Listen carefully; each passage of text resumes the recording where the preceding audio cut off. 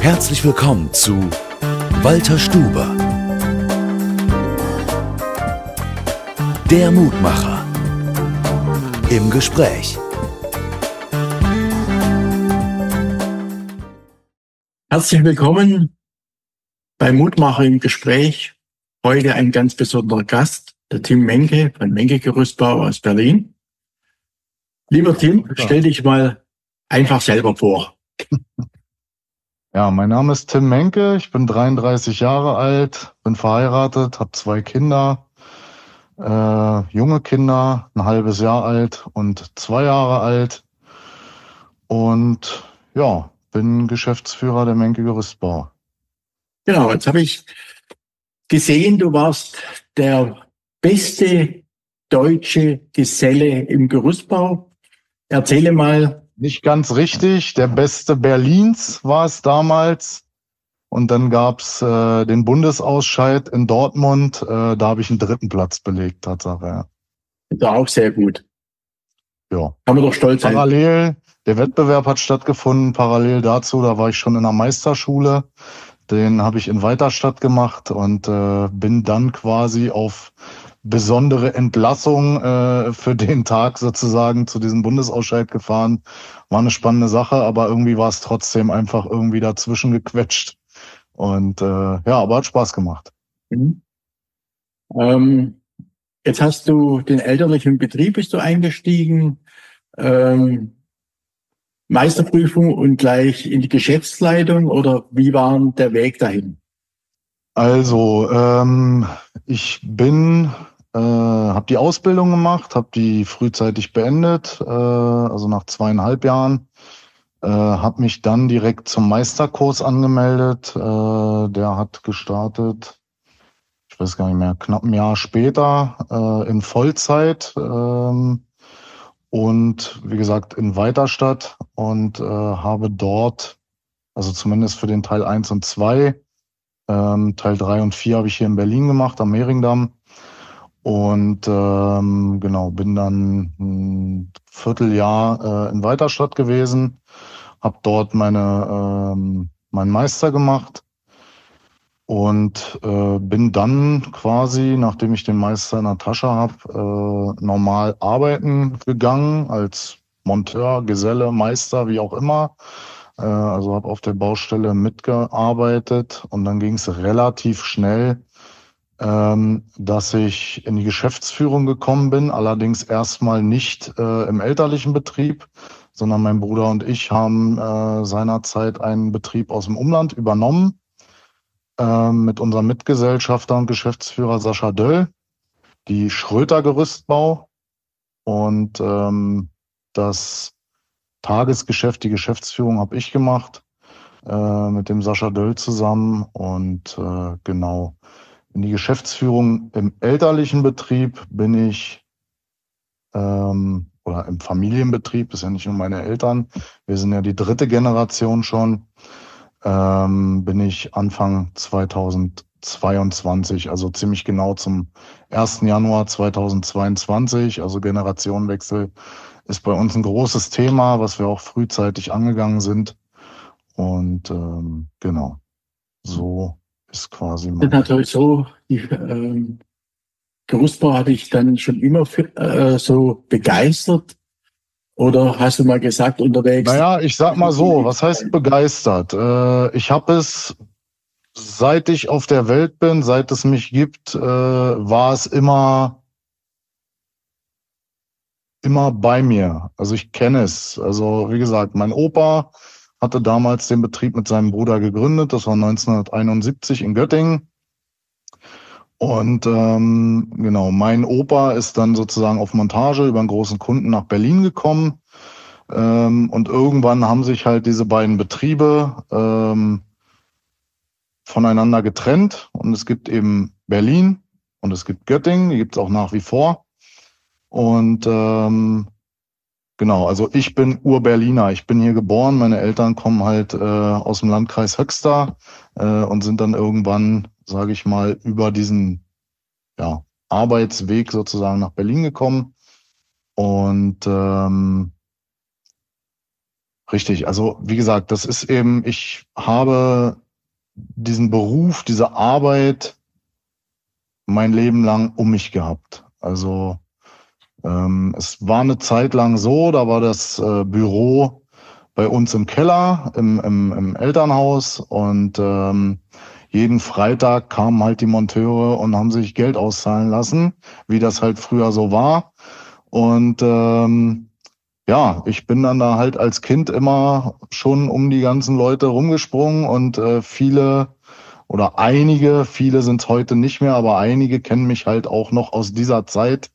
Und genau, aber spätestens, sage ich mal, seit meiner Ausbildung kennen mich viele der alteingesessenen Mitarbeiter ja, von dieser Zeit. Jetzt habe ich bemerkt, du bist telefonisch sehr schlecht zu erreichen. Wie beginnt denn so dein Tag? Kommst du um 9 in der Früh, wie die meisten Gerüstbauerunternehmer, oder wann beginnt dein Tag? Nein, also Tatsache nicht. Ich bin immer noch jemand, der früh anfängt, lange bleibt trotzdem. Aber also finde ich jetzt persönlich auch nicht schlimm. Also ich stehe um 5 Uhr auf, mache mich fertig, sage Tschüss. Meine Familie schläft dann meistens noch, also meistens kriege ich keine Antwort. Aber ja, verlasse dann das Haus und bin dann so gegen 6 Uhr, kurz vor 6 im Betrieb. Da gibt's dann erstmal einen Kaffee, dann wird der Laptop angemacht, dann werden Mails gecheckt, die am Vortag noch nicht oder nicht mehr beantwortet werden konnten. Meistens beantworte ich die so früh dann noch nicht, aber wie gesagt, guck zumindest mal rein, während ich meinen Kaffee trinke und bin dann um 6:30 Uhr, gehe ich aus dem Büro raus, also direkt nebenan ist unser Lager, unsere Halle und begrüße alle Mitarbeiter, die da sind, also die, sag ich mal, übers Lager kommen, hier anfangen, die Lagerarbeiter und bespreche dann alles mit den Kolonnen, die für mich den Tag unterwegs sind, dass sie Bescheid wissen, was vielleicht noch zu klären ist. Und ja, bin halt morgens, sage ich mal, ansprechbar für alle möglichen Themen. Und ja, entweder gehe ich dann wieder zurück ins Büro oder fahre eben auf die Baustelle und mache eine Einteilung. Das war eben vor Ort oder eine Einweisung, eine Einteilung passiert ja vorher, aber dass dann sozusagen vor Ort nochmal geguckt wird, gibt es noch offene Fragen oder wirst du es selber kennen oder kennst es sicherlich selbst. Das ist ja teilweise, man kann so viel vorbereiten, wie man will. Irgendwas ist immer. Und dass man dann halt einfach vor Ort ist. Und wie gesagt, so beginnt in der Regel mein Tag. Ich habe euch wahrgenommen, ihr seid so mitunter die Größten in Berlin als Gerüstbauunternehmen. Wo geht denn deine Vision für die nächsten Jahre noch hin? Oder wo möchtest du die nächsten Jahre noch stärker wachsen oder sagen, okay, es reicht jetzt, das Wachstum?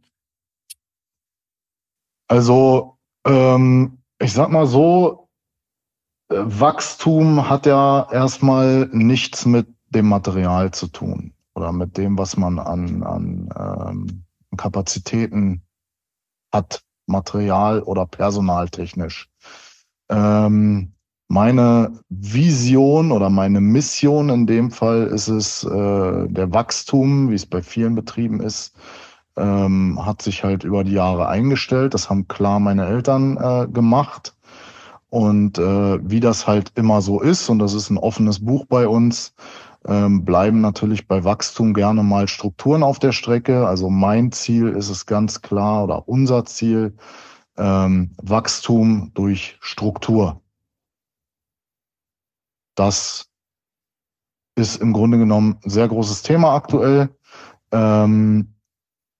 Ansonsten, ich sag mal, das, was an Wachstum durch Material, durch Kapazitäten sich dadurch dann eingliedert, schrecken wir auch nicht vor zurück. Also ich habe keine Angst davor, mehr zu machen, um mein Team zu erweitern. Grundsätzlich bin ich aber der Meinung, dass sich der Wachstum mit den vorhandenen Kapazitäten ganz automatisch einstellen wird.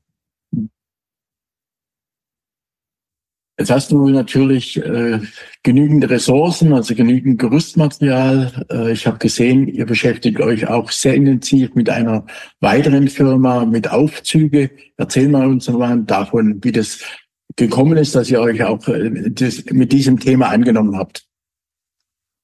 Genau, also wir hatten zu Zeiten von meinem Opa, hatten wir schon mal ein paar Aufzüge und ja, mangels Service und ja, mangels Interesse wahrscheinlich, ich weiß es nicht, das war vor meiner Zeit, war das dann halt nichts auf Dauer, beziehungsweise waren die halt nicht langlebig und man hat sich dann wegen dem Aufwand eben dazu entschieden, die wieder zu veräußern oder musste sie verschrotten. Das weiß ich nicht ganz genau, aber so war's.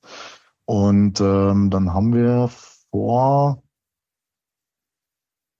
letztens noch gerechnet, 12 Jahren ungefähr, 12 oder 15. Also es war auf einer Bauma davor den Entschluss gefasst, dass wir uns wieder mit Bauaufzügen beschäftigen wollen und haben dann die Bauma dazu genutzt, uns alle Hersteller, also alles, was am Markt verfügbar ist, anzusehen. Und sind dann damals schon auf der Bauma mit Scanclimber ins Gespräch gekommen. Das war damals Jan Kabitsch, der uns dort sozusagen betreut hat und beraten hat. Übrigens schöne Grüße. Der ja, hat uns sozusagen mit den ersten 10 Maschinen damals versorgt. Inzwischen, also genau, und wichtig war halt auch damals schon, was wir gesagt haben, wenn wir das machen, dann macht das eben nicht der Gerüstbau nebenher, sondern es gibt eine eigene Aufzugsabteilung, die sich halt ausschließlich damit beschäftigt und auskennt. So, das war die Prämisse. Dann haben wir eben dieses Team gehabt oder beziehungsweise diesen Mitarbeiter. Und sind mit den ersten 10 Maschinen gestartet. Und das lief dann sehr gut.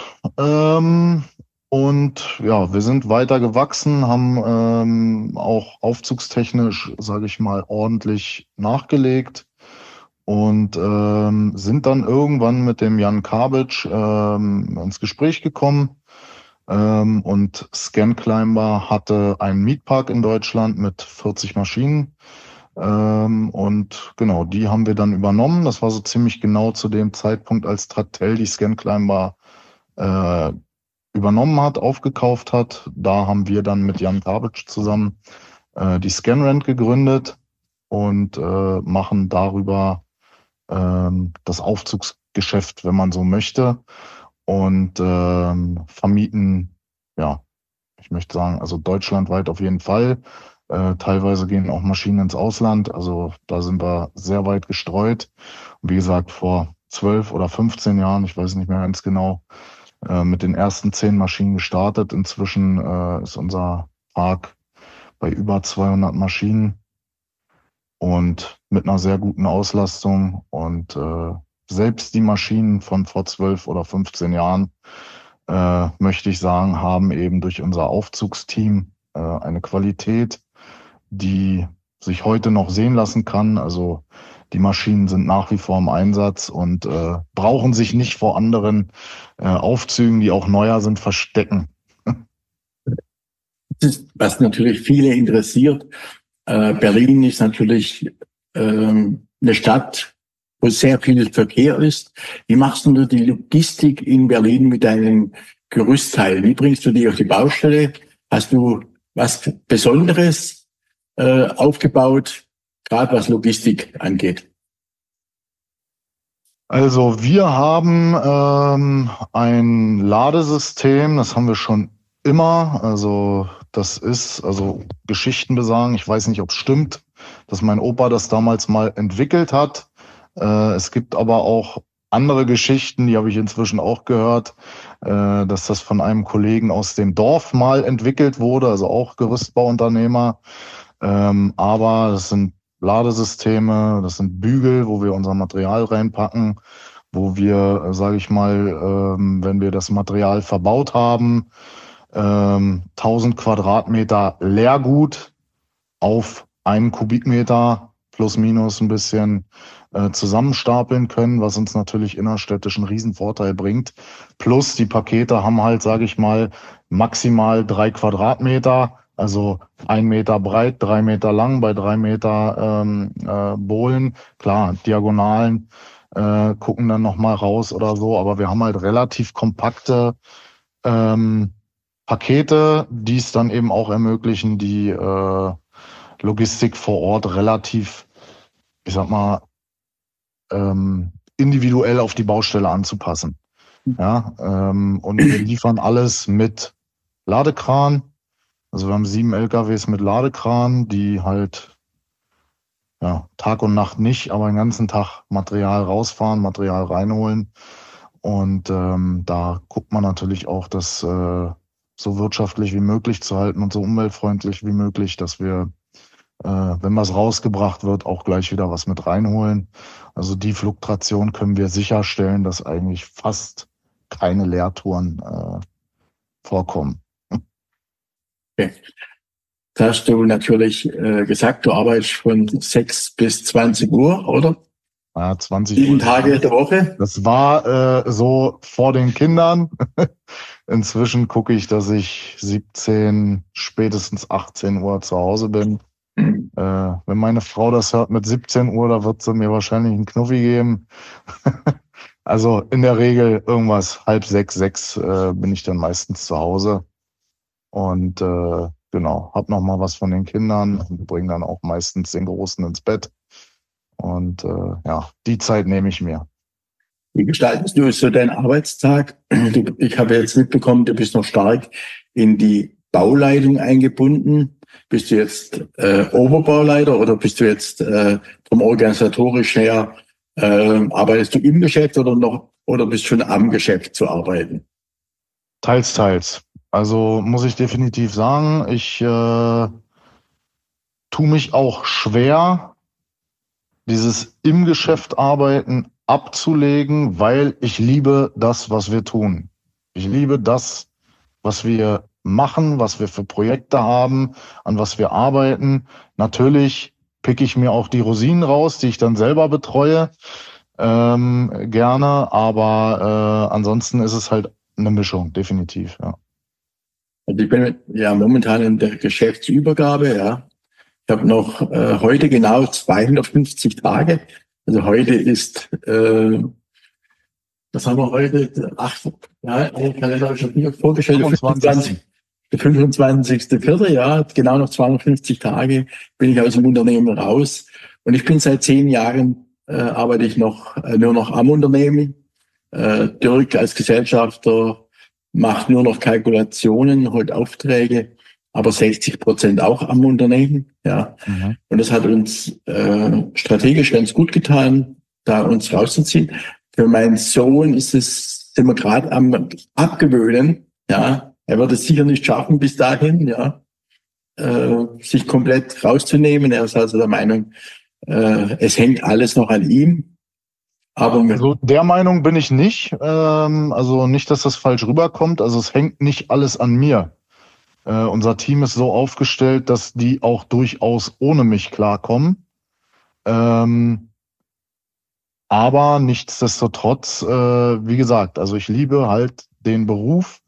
Mich kribbelt's auch immer wieder, wenn wir Sonderkonstruktionen bauen, irgendwas Spannendes machen, selbst mit anzupacken. Das habe ich mir Tatsache abgewöhnt, weil die Zeit habe ich einfach nicht und die Zeit bringt mir auch keiner wieder. Ich habe es eben gesagt, ich versuche, auch wenn es spät ist, aber so zu Hause zu sein, dass ich noch was von den Kindern habe. Und wie gesagt, das müsste ich halt einfach hinten ranhängen. Und also das habe ich mir Tatsache abgewöhnt und wie gesagt, Stück für Stück definitiv. Ich weiß auch um die Relevanz, was es bedeutet, am und nicht im Unternehmen zu arbeiten. Aber wie ich es gesagt habe, also mir fällt es halt schwer, weil ich auch Spaß dran habe. Ja, also mich stört es nicht, mich mit Kunden auseinanderzusetzen, mir Konstruktionen auszudenken, Ideen zu entwickeln, wie ich eine Kundenanfrage bearbeite, also beziehungsweise dem das Ergebnis liefere, was er braucht. Ja, also das stört mich nicht. Also ich Hm, gehe da drin auf. Das ist das, was ich meine, ja. genau. Jetzt habe ich gesehen, wenn du mich angerufen hast, dein Hobby ist Motorradfahren. Hast du noch andere Hobbys? Oh, ich habe mir die Frage auch gestellt, ob ich noch andere Hobbys habe, aber Tatsache, nee, also mein Hobby und mein Beruf ist Gerüstbau und mein privates Hobby ist Motorradfahren, ja. Hm. Und was für eine Maschine fährst du? Rate mal. Du wirst vielleicht das gleiche fahren wie ich? Richtig, Genau, okay. genau. Aber kein Dreieck, normales Motorrad. Normales Motorrad, genau, eben eine Harley Davidson. Hm. Und ich bin so ein Verrückter, ich habe Tatsache 3. ähm, 2 relativ ähnliche, sage ich mal, sportliche Motorräder. Also was man bei Harley sportlich nennen kann, also flach, breiten Reifen. Und eine, die habe ich mir jetzt Tatsache eben auch aus beruflichen Gründen noch dazu geholt. Eine Road Glide, also mit Koffern hinten dran, dass ich was mitnehmen kann. Also da ist es eben ähnlich. Ich verknüpfe gerne mein Hobby mit meinem Beruf. Wir waren eben bei dem Thema, dass der Verkehr in Berlin natürlich extrem ist. Und gerade im Sommer möchte ich sagen, mache ich bestimmt 80% meiner Auswärtstermine mit dem Motorrad. Und da hatte ich halt mit den vorherigen Maschinen das Problem, dass ich nie was mitnehmen konnte und auch, sag ich mal, mich da jetzt nicht mit dem Rucksack irgendwie draufschnallen wollte. Und gerade bei den Maschinen auch hier so eine Sideback schwer zu montieren ging. Nee, und dann ist es eine Road Glide geworden. Hing auch so ein bisschen damit zusammen, dass ich ein Projekt hatte in Potsdam, recht spannendes, und bin dann halt ständig wegen einer Umfahrung bei Harley Davidson vorbeigefahren. Irgendwann bin ich mal reingegangen, da stand sie und dann, naja, war es um mich geschehen. Und aber Ja. ich möchte ausdünnen. Also ich sehe schon ein, dass 3 Motorräder, gerade 2 relativ ähnliche, eigentlich nicht sinnvoll sind. Also falls jemand zuschaut, der eine FXDR haben möchte, kann sich gerne bei mir melden. Da wäre ein Dreieck noch besser gewesen, da kannst du noch mehr unterbringen. Und beim Dreieck geht natürlich noch ein Anhänger, hättest noch Gerüstmaterial mitnehmen können. Ja, aber da kann ich nicht filtern. Darum geht's mir ja, dass ich schnell da durchkomme, wenn Stau ist. Fährt deine Frau auch ab und zu mit? Wir sind schon ab und zu mal gefahren zusammen. Ich sag mal eher so, ja, auch wieder, um es organisatorisch besser zu haben. Also wenn wir jetzt mal auf ein Konzert gefahren sind abends oder so, einfach um den Verkehr zu umgehen, da sind wir mal zusammen mit dem Motorrad gefahren. Wir haben einmal eine Ausfahrt zusammen gemacht. Ansonsten, also sie ist Sozia, also also sie hat selbst keinen Motorradführerschein. Hat es vor, jetzt kamen die Kinder, also ja, fehlt es da, sage ich mal, an Zeit und Muße und an der Freizeit dann auch, weil wenn, dann will man ja auch zusammenfahren. Ähm, ja, aber wie gesagt, da ist aktuell noch nicht, nein. Du bildest Auszubildende aus im Gerüstbauhandwerk. Ja. Wie findest du die in Berlin? Schwierig. Also, ich sag mal so, wir haben schon viele Sachen ausprobiert. Messen sowieso, also besuchen wir auch jährlich. Das ist das eine. Dann haben wir Kampagnen gestartet mit Plakatierung an Bahnhöfen, an, sag ich mal, Hotspots, wo sich dann auch junge Leute aufhalten, dass man auffällt. Ähm, Ich sag mal, immer themenbezogen. Also wir haben meistens, auch wenn ich jetzt nicht so ein Fußballenthusiast bin, ähm, Europameisterschaften und Weltmeisterschaften genommen und hatten zu einer Weltmeisterschaft war es, glaube ich, auch großen Erfolg mit dieser Kampagne und haben, oder ja, wie man es nennen möchte, haben mit dieser Kampagne es geschafft, 12 Azubis einzustellen. Von diesen 12 Azubis muss man leider sagen, hat es ein einziger durchgeschafft. Also bei uns, ich weiß jetzt nicht, teilweise haben sie auch gewechselt, weil es dann einfach nicht gepasst hat. Und ich sag mal, das Angebot hier in Berlin ist ja groß an Ausbildungsbetrieben. Aber bei uns hat es einer von diesen 12 geschafft. Mit dem sind wir auch super zufrieden. Er hat jetzt Kolonnenführer gemacht. Also wir bilden auch weiter dahingehend und wollen natürlich auch langfristig was von den Leuten haben, klar. Sonst macht man sich ja die Arbeit nicht. Und ja, wie gesagt, also ansonsten hat man ab und an mal einen Glücksgriff auf Empfehlung oder wir arbeiten mit einer Schule zusammen, wo uns dann, sage ich mal, Auszubildende oder zumindest erstmal Praktikanten zugeteilt werden, die, sage ich mal, oft dann in so einer Findungsphase sind und die Lehrerin dort, die kenne ich sehr gut, die, ja, wie gesagt, schlägt dann halt gerne vor, wenn sie meint, das passt von den Schülern auch, sage ich mal, dass sie hier im Bau, im Handwerk Fuß fassen könnten, schlägt sie uns da gerne mal vor, bringt uns da zusammen und dort haben wir jetzt aktuell auch einen Auszubildenden, der über diese Sparte kommt, im ersten Lehrjahr und genau. Aber es gibt auch Jahre, wo dann, sage ich mal, keiner kommt oder wenige kommen, die dann aufhören. Aktuell haben wir 2 Azubis im ersten Lehrjahr und ja, hoffen mal, denken mal, dass das funktioniert. Jetzt mal, was war denn jetzt deine längste Urlaubszeit, wo du jetzt so in deinem Berufsleben weg warst? Jetzt aus dem Betrieb weg. Also Stand jetzt 2 Wochen, Stand ab nächster Woche 2,5 Wochen. Allerdings sind ja auch 2 Feiertage dazwischen und so hat sich das irgendwie ergeben. Aber Telefon am Ohr oder Telefon bleibt Gar nicht. Nee, wird weitergeschaltet aufs Büro. Es gibt eine Umleitung der Mails oder keine Umleitung, sondern automatische Antwort.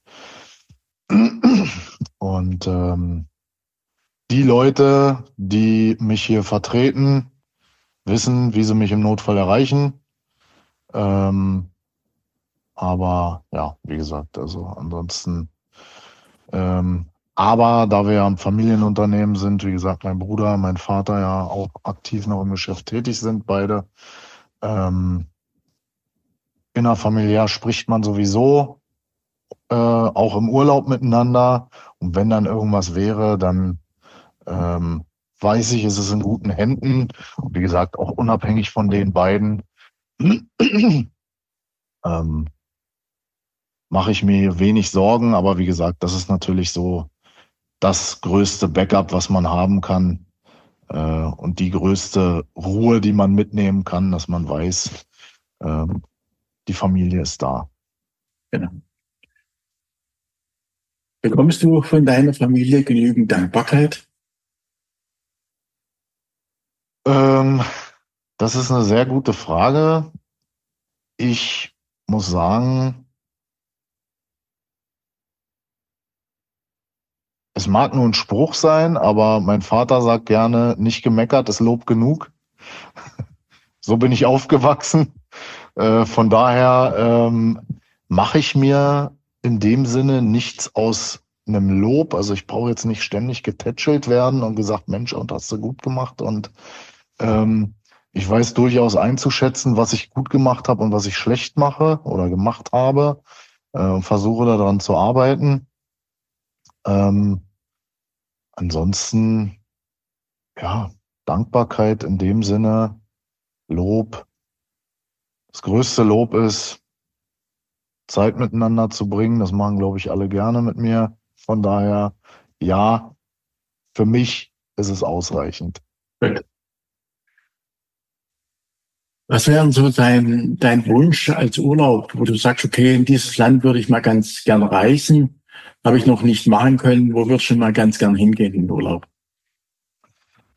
Also mit dem Reisen angefangen habe ich Tatsache erst relativ spät. Also ich sag mal, wo die Kinder noch nicht da waren. Mit meiner Frau bin ich sehr lange schon zusammen und es war immer das Ziel, ähm, gut aufgestellt zu sein und dann eine Familie zu gründen und dann die Welt gemeinsam zu erkunden.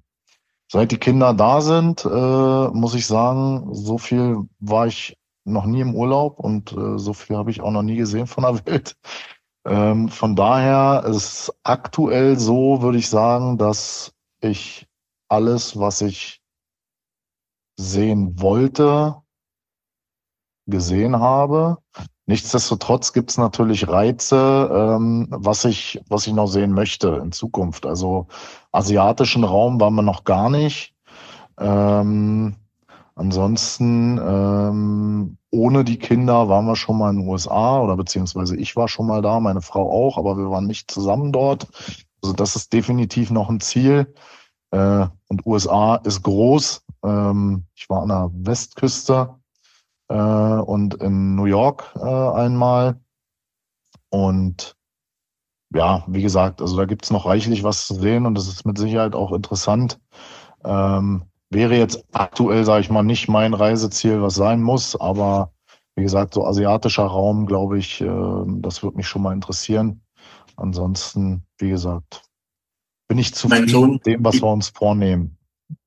mein Sohn fliegt jetzt mit seiner Familie nach Japan. Das war der Wunsch von meiner Schwiegertochter. Da habe ich gesagt, wenn der geht, dann geht er jetzt. Jetzt habt ihr noch Zeit und Muße. Später wird es vielleicht nicht mehr so gehen. Und ich fliege mit meinem Sohn nochmal auf eine Unternehmerreise nach Silicon Valley zum 3. Mal. Mhm. Ich war schon mal mit meiner Frau, ich war schon mal mit Dirk zusammen in Silicon Valley und jetzt fliege ich nochmal mit ihm zusammen eine Woche nach Silicon Valley auf eine Unternehmerreise. Es geht um KI und da freue ich mich schon drauf, egal was der Trump da hinten macht. Ja, Hoffen, dass wir wieder heimkommen zusammen. wird schon. Ja. Du hast mal sicher ganz tolle Tipps an Gründer, die heute sagen, okay, ich möchte ein Gerüstbauunternehmen übernehmen oder ich möchte ein ganz neues gründen. So 3 Tipps, was würdest du denen auf den Weg mitgeben? Also zu der Frage habe ich mir Gedanken gemacht. Ich sage es mal so, es wäre dreist zu behaupten, dass ich sagen kann, was bei einer Gründung wichtig ist. Ich bin da reingeboren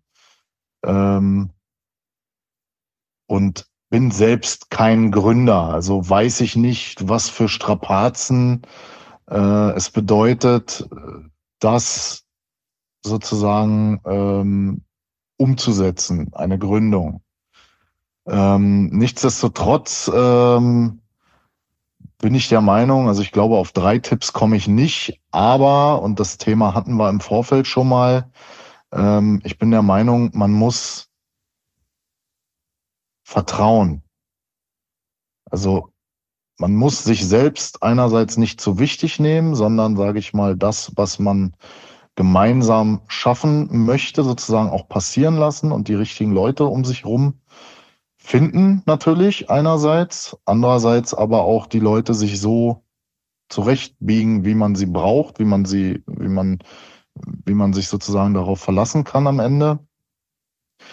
Und man muss Struktur von vornherein, also das ist aus meiner Sicht sehr wichtig, Struktur vorgeben, weil ich sag mal, der Gegenüber weiß nicht, was ich in meinem Kopf, sage ich mal, an Struktur mir durchdenke, sondern also wirklich klare Vorgaben machen, wie möchte ich, dass das Ergebnis wird. Ob das jetzt arbeitstechnisch ist, abrechnungstechnisch, eigentlich in allerlei Hinsicht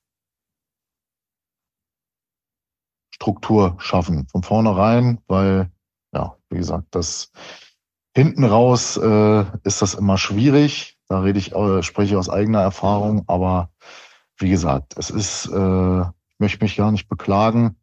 Das ist ein Prozess, den haben auch schon andere Firmen durch. Von daher bin ich der Meinung, Aber das kann ich als Tipp geben, dass es bei einer Gründung auch gleich Thema sein sollte. Dann hast du, wenn du jetzt hast du Gründung jetzt mal so gesagt, du hast nicht gegründet, aber deine Berufskollegen kennst du.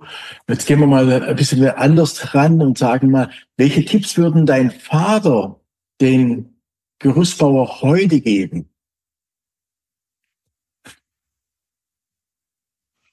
Wenn wir deinen Vater fragen würden, welche Tipps würde er den Gerüstbauern heute geben? Ja, das ist eine gute Frage. Muss denn selber fragen. Dann darfst du das bitte organisieren für den nächsten Podcast mit deinem Vater zusammen. Ich soll übrigens schöne Grüße ausrichten von meinem Vater und meinem Bruder auch. Dankeschön. Ja, also was er für Tipps geben würde, weiß ich nicht. Ich denke mal aber, da wir uns recht ähnlich sind, würde ich sagen, ja, was heißt Tipps? Also im Grunde genommen, jeder ist am Ende seines eigenen Glückes Schmied. Und die Tipps, die ich geben würde, sind dieselben, wie ich den Gründern gerade gegeben hätte. Aber wie gesagt, ich möchte mir nicht anmaßen zu wissen, was es bedeutet zu gründen. Ja, was nicht bedeutet, dass es nicht, also es ist ja so, eine Gründung oder eine Ummeldung, ich habe es vorhin angeschnitten, das habe ich durch. Aber wie gesagt, also ich glaube zumindest, es ist schon was anderes, gerade wenn man alleine diesen Entschluss fasst, ich mache mich selbstständig. Das, glaube ich, ist was anderes als, sage ich mal, mein Weg in ein Unternehmen. Was nicht bedeutet, dass ich das hier alles geschenkt bekommen habe. Ich weiß durchaus, was ich dafür tue und getan habe. Aber wie gesagt, es ist, glaube ich, trotzdem etwas anderes. Gut. Noch zwei Fragen.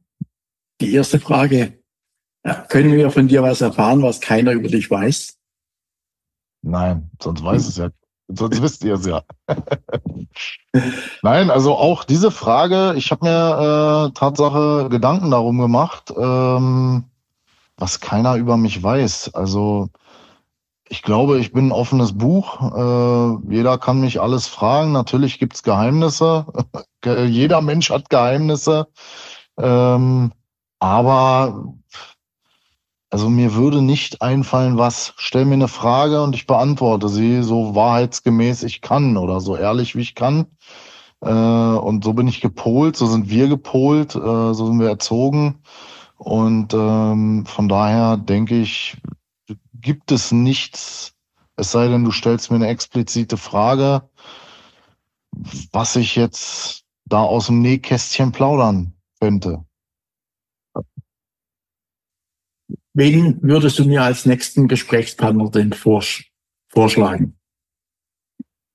Das ist auch eine sehr gute Frage. Es gibt so einige Leute, die mich interessieren, wo man natürlich gerne auch mal drauf guckt. Der eine oder andere war, glaube ich, schon bei dir im Podcast. Ansonsten einfallen würde mir, ich kenne ihn persönlich, ist Bönninger. Ja, der wollte nicht. Der war ich schon dran. Ja, gut. Naja, dann muss ich mal mit ihm ernstes Wörtchen sprechen. Dann sprech mal du mit ihm. Ansonsten ist mir tatsächlich niemand eingefallen. Also Josef Teube hat mir noch zugesagt, ja. Mal sehen, wann ich ihn ranbekomme. Ich habe demnächst noch einige interessante Gesprächspartner. Sehr schön. Dankeschön fürs Teilnehmen. Herzlichen Dank. Ja, bitte gerne. Hat mich gefreut. Und dass wir es trotz langem Hin und Her geschafft haben, zusammenzukommen. Ja, wie gesagt, super Format. Verfolge ich gerne. Und Und ja, wie gesagt, mach weiter so. Genieß deine letzten 250 Tage. Das war Walter Stuber, der Mutmacher, im Gespräch.